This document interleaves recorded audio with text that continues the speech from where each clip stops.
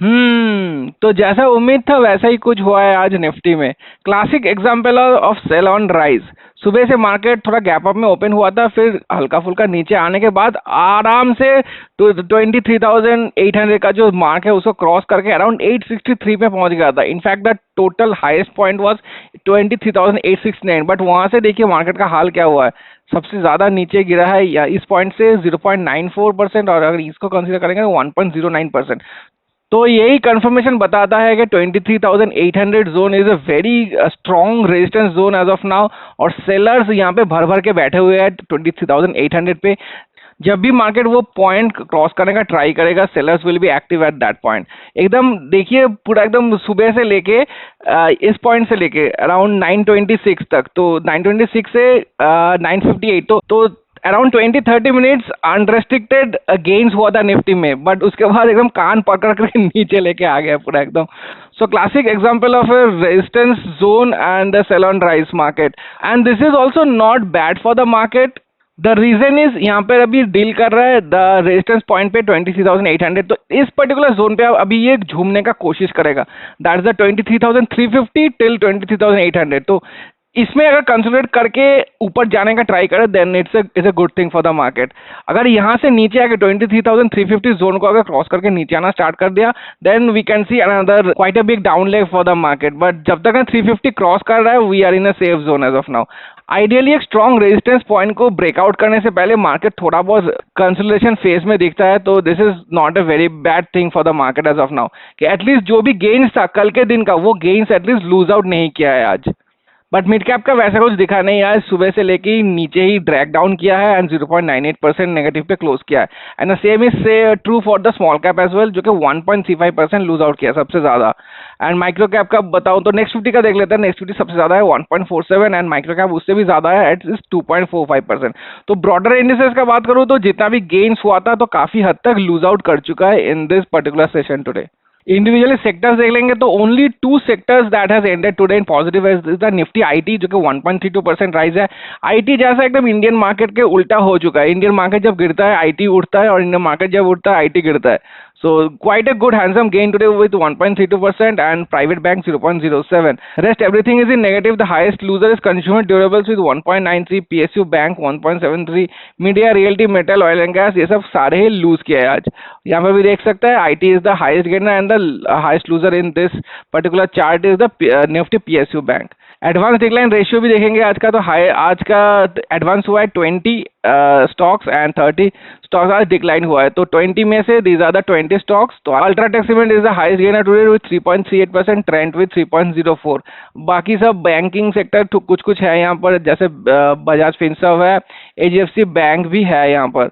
And अगर नीचे आए तो सबसे ज्यादा लूज आउट किया again IndusInd bank and the doctor Reddy's with more than 2%। IndusInd bank is in fact more than 4% lose today.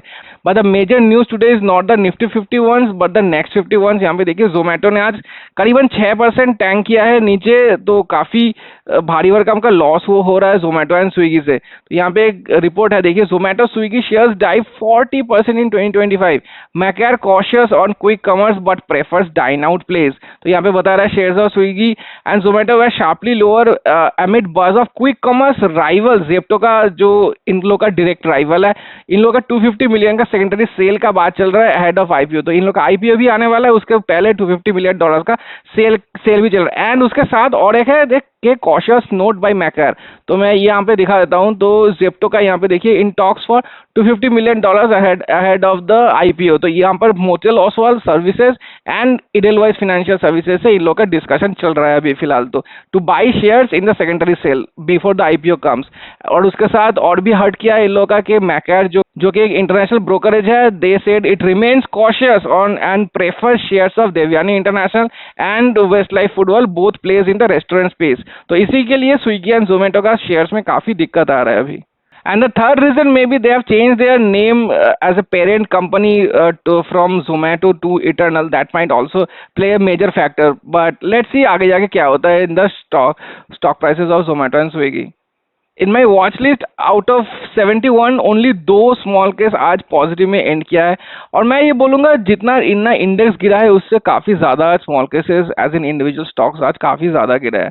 तो यहाँ पे देख सकते हैं the one of them which has ended positive as a पैसा स्मार्ट विद 0.4%। एंड उसके बाद देखिए हालत देखिए सबका 2.45, 2.52, 3.45 काफी ज्यादा नंबर्स है, 2.05, 2.98। So most of the small cases I would say has suffered more than 2% loss today. Trend strategy with 2.65%, Miami Value Basket 3.07, 2%, 2.82 is bullish India. अच्छा this is again the top performer today। पता नहीं इसका क्या होता है, मतलब upper circuit से upper circuit and lower circuit से लोअर सर्किट लगते रहता है। Super discover is fundamental that is 4.9% is the top performer today. और नीचे चलता है 2.6। क्या ही बात करें, हर एक का मोस्टली स्मॉल केस का आज काफी लॉस हुआ है। देखिए एसआर गिरने जी जो मेरे खुद के पास है करीबन 3% का लॉस हुआ है। और नीचे share market services in 2.4, defence का भी वैसे ही कुछ था आज 2.15, 2.9। काफी सारे लॉस में दिख रहे हैं आज small cases as compare to the index. H2 builders 2 करीबन 3%, इसका भी 2.3, 2.05, 2.83 लिस्टेड, 2. अल्फा ब्लेंड भी 2.78 है, 2.09 किसका बात कर, सभी का मैक्सिमम 2.0 दिख रहा है। 2.21 स्टॉकस्टर मोमेंटम, सुपर मल्टीप्लायर्स ने उतना खराब नहीं किया है, उससे 0.73% ओनली। मीडियम स्मॉल कैप 2%, इसका भी अल्फा प्राइम 2% से ऊपर। नेकेड ट्रेडर तो कुछ खास बात करने लायक है नहीं स्मॉल केस में। जितना भी गेन्स हुआ था in the last couple of days वो शायद लूज आउट कर चुका है। मेरे पोर्टफोलियो का हाल दिखाता हूँ अभी, तो यहाँ पे देख सकते हैं super multipliers with the highest, मतलब सबसे अच्छा परफॉर्मेंस है इसी का है, लेस देन 1% का लॉस हुआ है। और सबसे ज्यादा लॉस हुआ है इनफैक्ट इसका एसआर गिरना 2.85%, फॉलोड बाई ट्रेंड स्ट्रेटजी 2.74, और उसका 2.61 भी इसका है एलिस्टर माइक्रोकैप। तो क्योंकि मेरा इसमें काफी ज्यादा पैसा लगा हुआ है तो 2% का 2.61% का जो लॉस है यहाँ पर काफी चुभ रहा है, रादर देन दीज वंस के 2.74। हालांकि हुआ भी है, ज्यादा पैसा है नहीं यहाँ पर। एंड 2.85 यहाँ पर 4 लाख रुपए है। एंड टोटल का बात करूँ तो यहाँ पे 5.89 ऑब्वियसली सभी में से थोड़ा थोड़ा कम हुआ है, 5.89 है। एंड 22 पे फिर से पहुंच गया ये 22 पे। एंड 13, 19, 18 एंड 20% नेगेटिव्स। और इंडिविजुअली बात करूँ तो 1,18,000 अभी भी पॉजिटिव है। This is the only one in my portfolio that's positive up till now. एलिस्टार with 2,70,000 negatives, Stockstar with 94,000 negatives, and Esagrin is 1 lakh negatives, and the Smart Value Defense is 2,13,000 negative, and Trendology with 22,000 negative। तो एक comment आया था last video में मेरा कि मैं इतना इन्वेस्टिंग क्यों कर रहा हूँ जबकि मैं देख रहा हूँ कि मेरा ऑल टोटल इतना नेगेटिव चल रहा है। तो देखिए मैं यहाँ पर आपको 6 स्मॉल केस देख रहे हैं, मैं 6 में इन्वेस्टेड नहीं हूँ। यहाँ पे अगर देख सकता है यू हैव 4 सब्सक्रिप्शंस एक्टिव।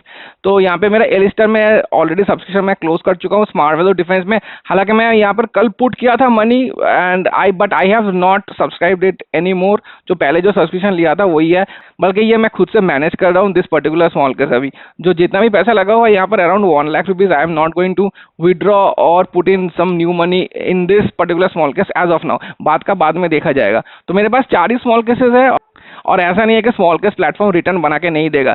तो मेरा यहाँ पर स्मॉल केस में एक टाइम पे हो गया था -19% के करीब मेरा ऑल टाइम रिटर्न्स। तो अभी भी मेरा ऑल टाइम रिटर्न्स यहाँ पे देख सकता है, यहाँ पे 10.25% है। तो ऑलरेडी 10% का रिटर्न्स मिल चुका है यहाँ से मुझे। और जब मार्केट एक प्रॉपर मोमेंटम में आएगा विदाउट एनी रेस्ट्रिक्शंस, यहाँ पे when it will hit the new high basically 26,277 जो हाई लगाया था लास्ट टाइम, उसको जब क्रॉस करके ऊपर जाएगा then probably you will see that rent value of the portfolio is crossing its previous high and it's making its mark। So I am quite bullish on small cases till now and I will be staying in small cases until I see a proper one cycle। एक भी cycle अभी complete नहीं हुआ है। मैं आया था market में जुलाई में, तो जुलाई में आने के बाद अगस्त सितंबर से ही मार्केट का डाउनफॉल होना स्टार्ट कर दिया। So let me experience a proper up cycle of the market as well. उसके बाद ही मैं कोई डिसीजन लूंगा कि I will be staying in the small cases और नॉट। और रही बात सब्सक्रिप्शन फीस का, जितना अमाउंट मैंने इन्वेस्टेड है 38 लाख रुपीज, उसके हिसाब से I don't think 4 small case का फीस देना is a big deal for me. So I can manage that subscription fees.